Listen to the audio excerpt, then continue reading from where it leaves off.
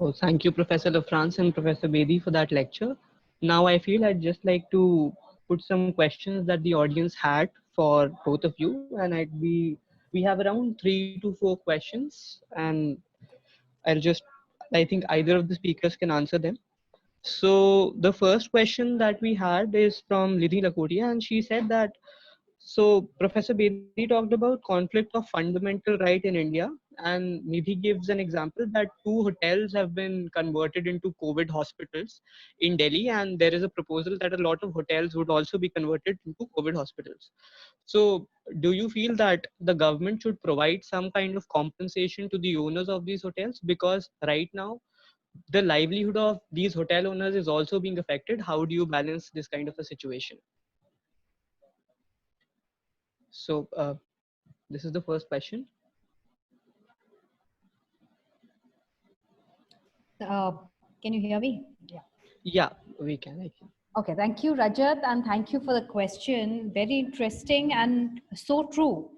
The governmental order, the governmental direction, which has, in fact, it's a slew of directions for the lockdown, which has imposed the lockdown and the measures henceforth, have affected the private parties the maximum. It's actually strange that of course, the government is bearing the burden, but it's also the people, the private entities who are bearing the burden. And it is a fact that hospitals are running out of equipment and place, the financial assistant, the trained personnel. So you have to look at other avenues. Hotels are a good option at this point of time because due to COVID times, in any case, there are there's hardly any usage of hotels or other such areas. And if the government is using hotels as for treatment of COVID patients or for other medical facilities or for in any other manner, shelters or something else, then it of course is the responsibility of the state to provide, to bear the burden. Because if it is the action of the state which has resulted in the loss of the commercial activity for a particular employer, then the burden has to be borne by them. It must be shifted onto them. And if you remember, when I was talking about the question of wages being paid by the employer, the government order which says that the employer must pay the wages to the employees during the period of a lockdown, the only solution is that the burden must eventually be borne by the government. It has to be by the government because it is the direction of the government which has resulted in this. So Okay, absolutely so right. thank you. So I think that answers the question fairly well. Now the next question that we have is from Yashwant, and he's asking that across all the democracies around the world, we see that the parliaments have convened, even if they have convened in a virtual manner. But when we look at India, we see that the parliament has not convened yet, and they are citing safety reasons. So his question is that, do you feel that the legislature has failed in its constitutional duty to scrutinize the actions of executive? Because right now executive is passing ordinances and passing actions arbitrarily. Absolutely, Rajat, and thank you for this question again. Very, very important. And this is what I'm saying, that when we need to raise questions as citizens to make our government accountable. And one of the first points which I started with in my lecture was the fact that there's a state of permanent emergency where there's no parliamentary oversight or accountability, and which has resulted in executive carte blanche. And this means that the government is doing whatever it can without being held accountable. Now, I gave the example of UK, which convened the parliament, and because of the questioning in the parliament, it was highlighted how inadequately or ill-equipped the UK government was to deal with this pandemic and how badly they were dealing with it. So it is exactly this kind of forum that is required at the parliamentary and at the level of the state legislatures, even in India. So how you do it, it depends on them. If you look at it nowadays, the parliamentarians, at least the opposition parties, some of them who are more tech savvy, who are probably more on Twitter, etc., you see them tweeting, about issues. But that's the only uh, sort of a check, which is not really a proper check on the action of the government. we need to have the parliament. We need to find a way to convene it, because this is not getting over soon. And you cannot carry on in this permanent state of emergency forever. There's no time limit, there's no sunset clause, there is no questioning, there is no committee. How do we hold the government accountable? We have to live with the pandemic, and we have to devise means to make it everything functional in the manner that it should be. And which means that any kind of checks and balances, the Indian constitution is functioning and is providing a democracy because it is based on the question, the basis of separation of powers between the legislature, executive and judiciary. And all organs must be functioning to keep a check on the other. So it is imperative today to have the parliament back in action at any cost. So I have another question wherein I feel there is some responsibility that we have to now vest on the courts of India. So the question has come that what do you feel about the bail jurisprudence in these times of COVID-19? Because we see that the courts in India are not convening, and when they are, a lot of political prisoners are not being given opportunity to avail this opportunity of bail, and therefore their fundamental rights are being violated. And also a question has come up which says that there is an arbitrariness when the courts are choosing urgent cases from the non-urgent ones. So what do you think about it? What are your views on it? Okay, thank you for both the questions.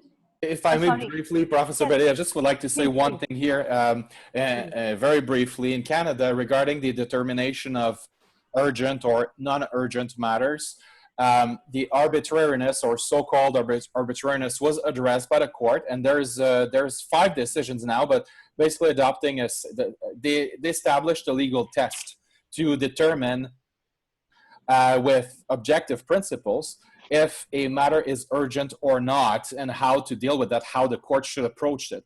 It's not unanimously adopted, but the courts did its best to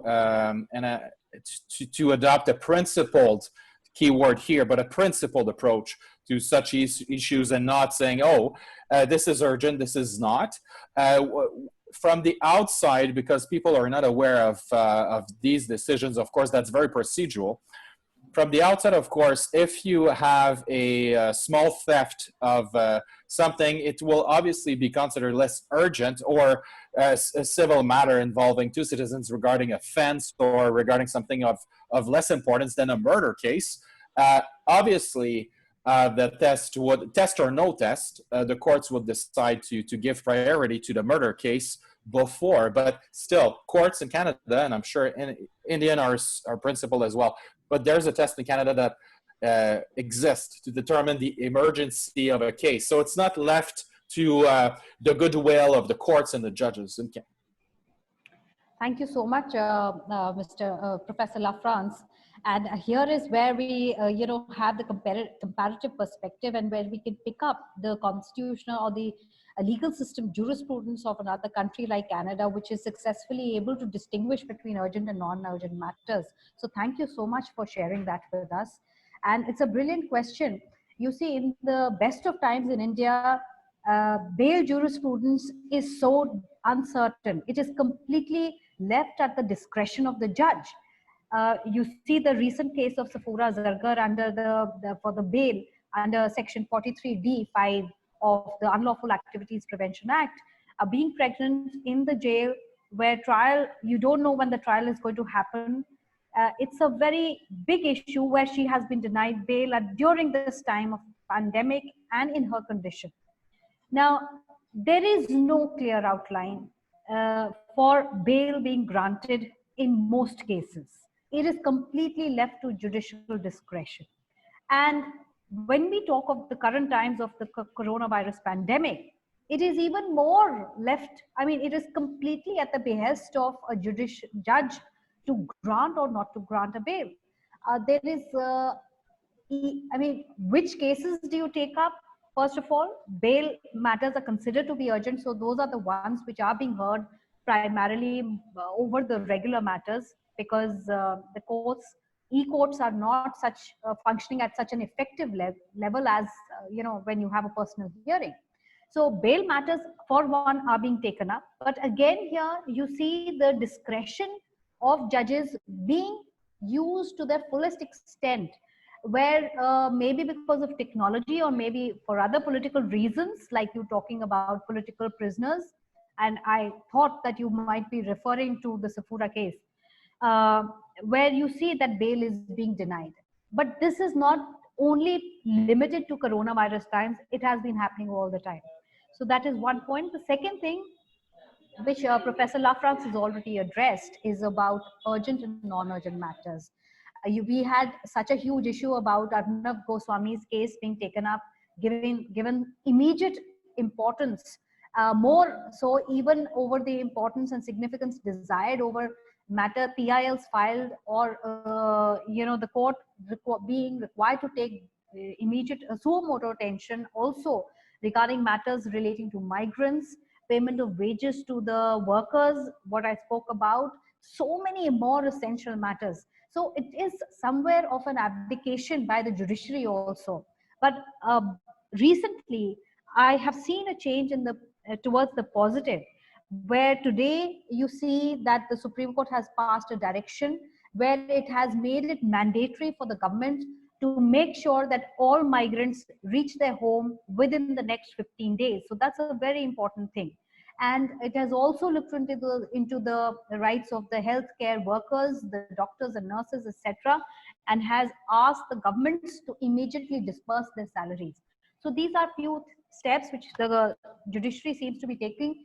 Hopefully it should go on, because see, without the parliament, it is only the judiciary which is today acting as a check. And the government needs to be questioned. It needs to be held accountable for every action. And like I ended with the fact that we have to today ensure not only protection to human life, but also to human dignity. Very important. Okay, so this is a question that I have for Professor Lafrance. So when we are discussing India and Canada, we are discussing a developed country and a developing country. Do you feel that a liability that we impose on a developing country's government is comparatively lesser than what we impose on a developed country's government? Because there are obvious restrictions or limitations that a developing country has. For example, the financial restrictions in procuring beds for the hospitals or such limitations that a developing country generally has.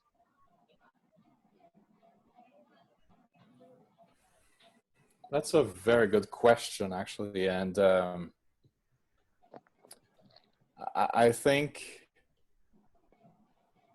well, obviously from the get-go, the easy answer, and I don't like easy answers. The easy answer would say yes, of course. India, as a developing country, has a bigger burden than Canada.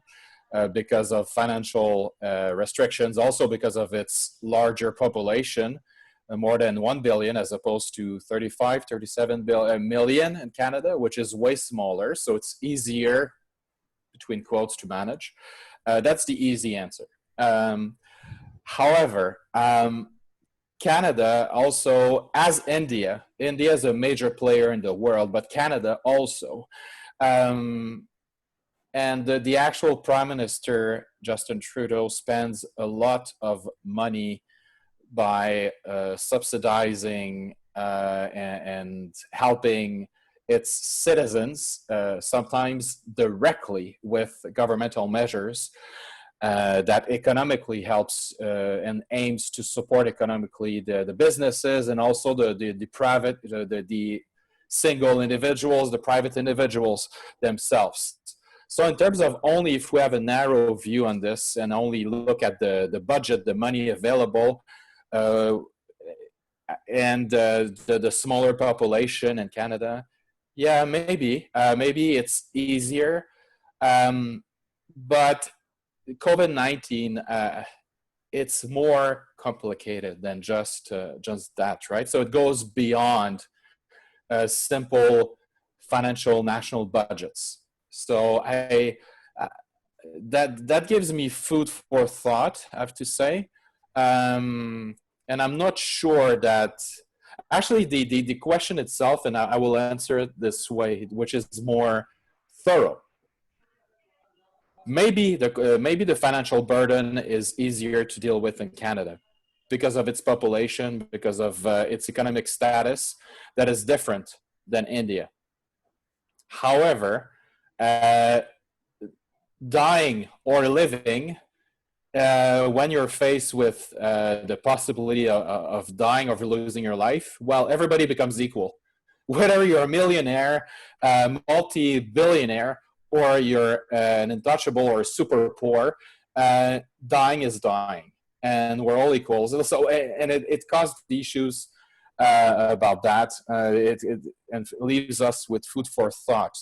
The example of the hospitals and let me give you a practical example, a practical comparative here. In Canada, I assume, and based on what I've noticed so far, there doesn't seem to be such issues. To go back to the first question I was asked regarding the compensation of people and so on, but I assume it would be easier. So maybe yes, but I don't like these categories. I'm really, really allergic to that kind of thing. So that's why it's personal. I just don't like putting everything or everybody in the same basket. But yeah, I guess, yes, it's easier. But also Canada faces other challenges. And the biggest challenge now faced by the Prime Minister and the executive, the government of Canada is spending too much money. Sometimes it calls your legitimacy into question. Your spending powers are, and that's a fact, they are challenged by the various parties in Canada. So the other parties in Canada, some of them are saying what the second biggest one, the most important one, the Conservative Party, is saying, well, the Prime Minister is spending too much money, basically putting Canada into a big debt. So it's one thing to have money available, but now Canada came to a point where it spends money that we may not have. But it calls for an expertise, a financial, maybe an accountant expertise, which I don't have. So that I will limit my comments to this. Okay, I think that answers the question. In any case, there are just two more questions that we'll take, and this is a question from Professor Bedi, and somebody is asking about the jurisprudence of when you start considering directive principles of state policy, which are generally not binding, as binding in India. For example, the question is that in these times of COVID-19, can you impose liability on the basis of these directive principles of state policy? Should there be a priority given to these DPSPs? Thank you, Rajat, but I'm just trying to understand that the DPSPs are to be given a priority in relation to what? Is it with respect to a certain fundamental right or something else? I feel he's basically asking that whether you can make a state liable for not following a directive principles of state policy in such desperate times. So in any case, if you have a look that directive principles per se are non-justiciable. So you can't really hold or impose a liability unless there is a law which has been passed to execute and carry out a particular directive principle. So even during normal times, we don't really have kind of an enforceability of the directive principles unless and until there is a legal mechanism which has been passed by the legislature. And if you look at the times of the pandemic, uh, right now, definitely we are more concerned with the fundamental rights being threatened of the people, which are directly affecting them. So if we are talking about if you're taking the hierarchy or the priority must go to the fundamental rights first.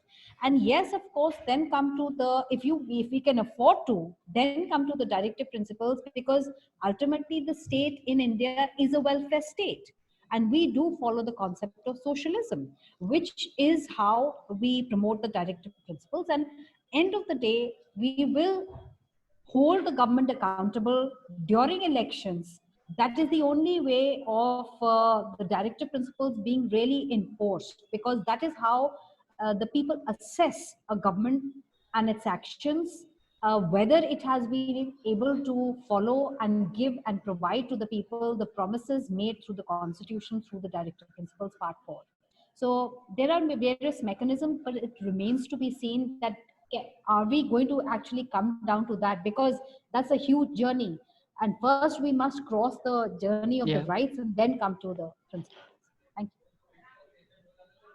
Okay, so the last question that we have is, do the speakers feel that the judiciary is taking an active role in deciding government matters?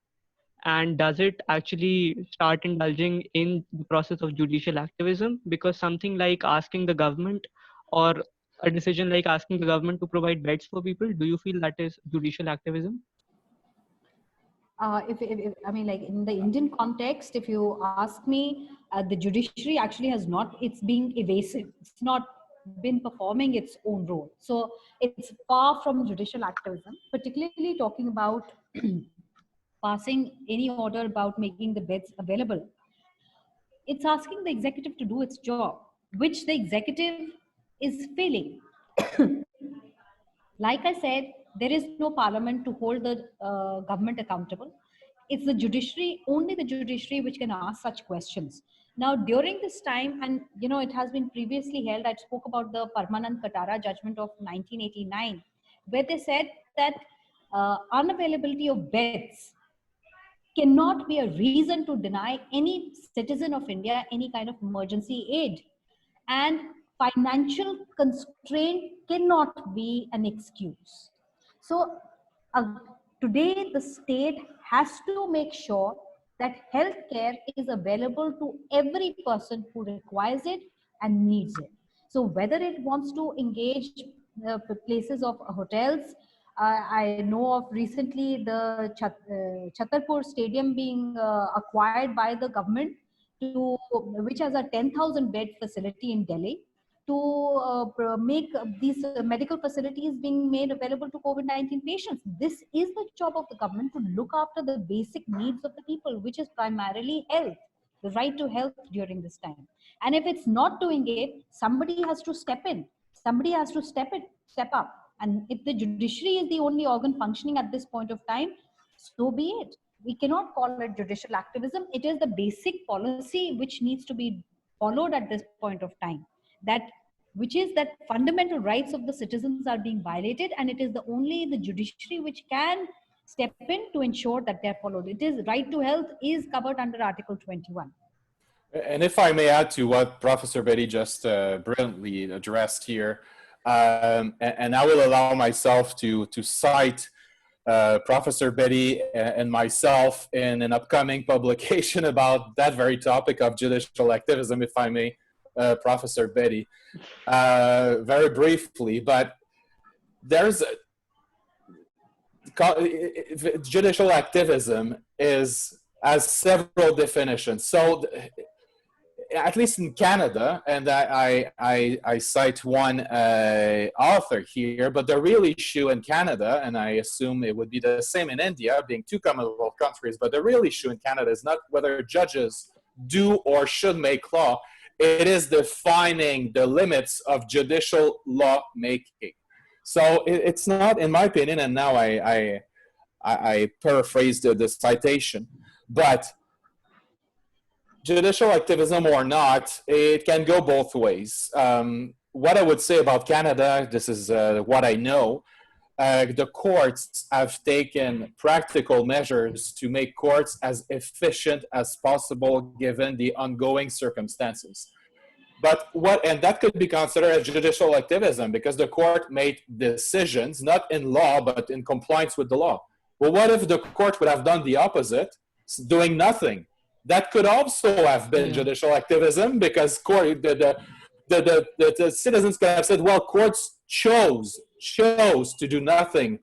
Well, this is judicial activism. So the definition itself at the core of judicial activism, and I'm telling you, the Professor Bedi and myself know pretty well for a fact, having written about this, but it has a plethora, plenty of definitions. So you have to look at the definition itself in the first place and then examine the role of the courts. But as far as Canada is concerned, everybody seems satisfied, and it's not the way you determine if there is judicial activism or not, just to be clear. But the citizens still, to put judicial activism on the back burner for now, citizens seems to, and lawyers and the practitioners, civil and criminal, seems to be quite pleased actually by the impact of COVID-19 to the extent, and of course only to the extent where the courts took measures to implement new electronic, for example, trials are happening online right now. So is it judicial activism or not? Well, I would say respectfully here, this is not the question. The question is it efficient or not? Does it work or not? Is justice served or not? And I would say in Canada, yes, measures are taken to alleviate the impact of COVID-19. Thank you, Professor Lafrance. Brilliantly put across. And it's a fact that we've been writing about judicial activism. So thank you for bringing it up. So I feel that is all that we have. I don't think we'll be taking any more questions, and I'm really grateful to both our speakers, Professor Bedi and Professor Lafrance, for taking out your time and delivering this lecture for us. This is the first lecture in our constitutional law guest lecture series, and we believe that we'll have a connection with you even later on, and you'll be up to give another lecture some other day, probably. But yes, it was Thank you for great having having you us. with us.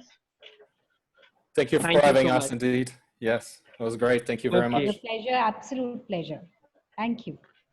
Thank you so much, ma'am. Thank you so much, sir. I think there now we conclude the lecture. And thank you, everyone, all the participants who joined the lecture. I felt that this was really insightful. Thank you. Thank you very much. Take care. Stay safe.